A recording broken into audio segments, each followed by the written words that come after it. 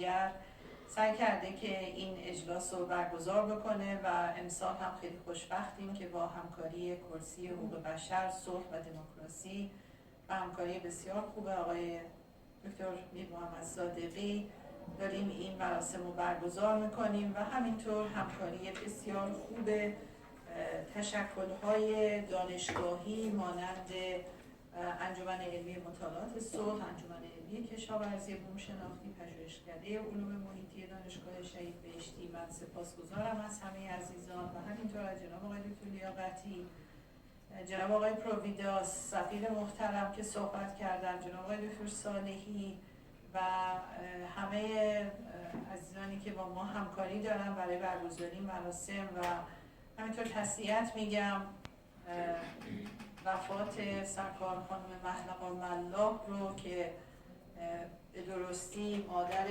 محیط زیست ایران لقب گرفتن. انشالله که روحشون شاد باشه. اگه اجازه بدید سخنرانیم رو چون زبان این اجلاس انگلیسی هست مطالب خودم رو عرضه کنم.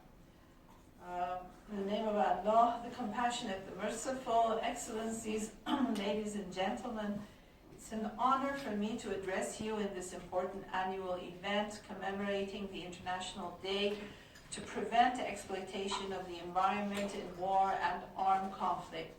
This is the 14th year that the Center for Peace and Environment is convening a seminar in collaboration with other academic societies and NGOs to highlight the interrelatedness of peace and security with the environmental challenges we face today. I'd like to thank specifically the Chair for Human Rights and Peace and Democracy, Dr. Mir Mohammad Sadeghi, for his collaboration and his excellent speech today, and also Dr. Salehi for the excellent address that he had in this seminar, as well as our distinguished ambassador and Dr. Shalastari, who spoke on behalf of Mr. Providas. I'd like to thank everyone, and specifically our moderator, Dr. Abbasi, and I hope that these deliberations today will be conducive for promoting an atmosphere of peace and collaboration to prevent the exploitation of the environment and issues like climate change in times of conflict. We have the COP26 negotiations have recently concluded with major commitments by some global powers and not by all players, who all will be eventually judged by their actions and not by their words or promises. We have gathered here to join efforts to embark on two journeys, one in pursuit of the protection of our planet Earth, and the other for the sake of peace and friendship.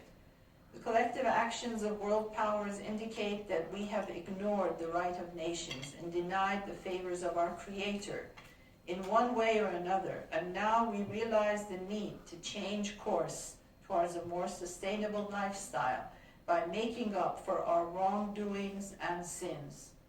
We need more than ever today a genuine global resolve to condemn terror and to address its root causes and pretexts in a serious manner.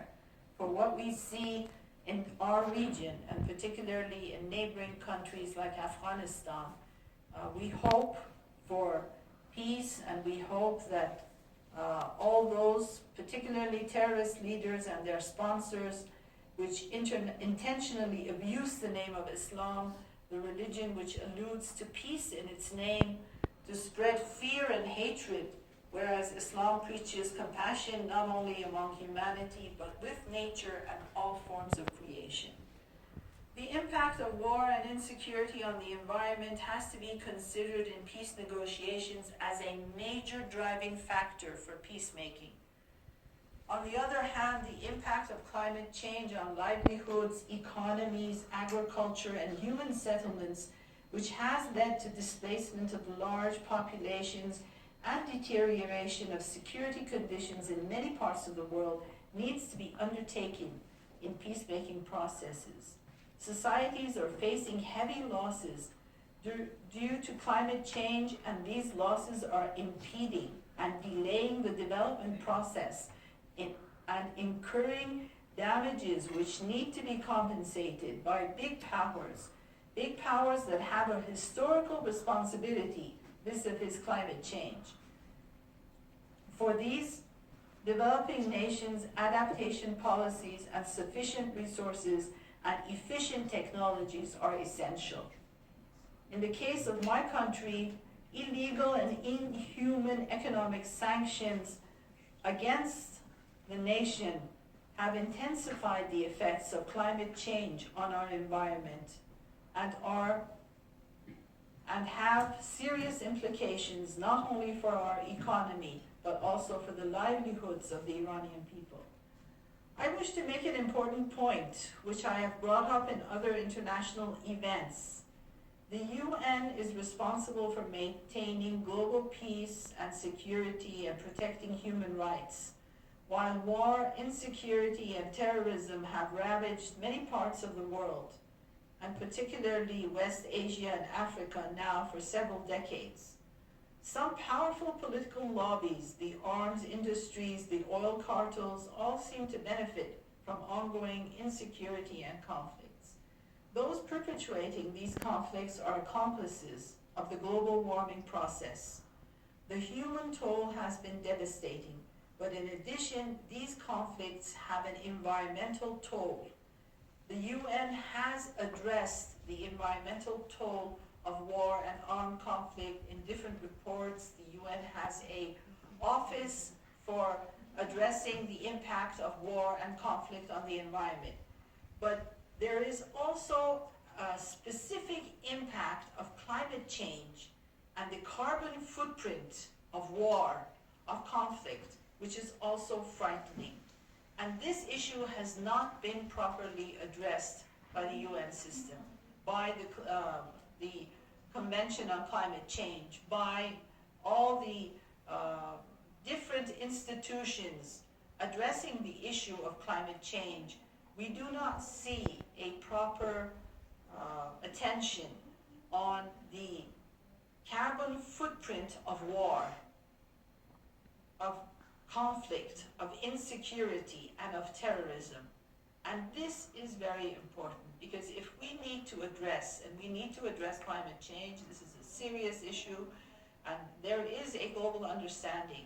However, overlooking the impact of war and insecurity on climate change is not going to be conducive to achieving the objectives that we have in this regard. So I wish to urge the international community to take the carbon footprint of wars seriously and to study and to take action on the impact of war and conflict on climate change. We believe that this agreement from COP26 is indispensable not only for protecting life on planet Earth, but also for multilateralism, for peace and cooperation in today's world. And we also know that all agreements between different societies, between different nations and states and governments should be balanced and fair and must encompass essential requirements like poverty eradication, the right to development, human rights, security, peace, and improved governance. In today's world, visionary and courageous leaders are needed to curb greed, hatred, violence, both against humanity and against nature. I wish to end by quoting from the Holy Quran on the miracle of the balance. Quote, and we did not create the heavens and earth and that between them in play. We have not created them but in truth. And again from the Holy Quran, He raised the heaven and established the balance so that you would not transgress the balance. Just give weight, do not skimp in the balance. He laid out the earth for all living creatures. The Holy Quran has made a clear reference to the balance in which the earth and all universe has been created.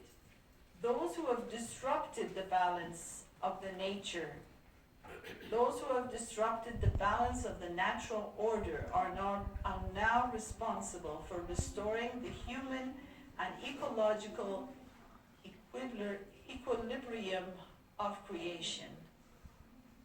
I would like to once again thank all those who have collaborated with us, with the Center for Peace and Environment, in convening this important seminar in these very sensitive times. Thank you very much.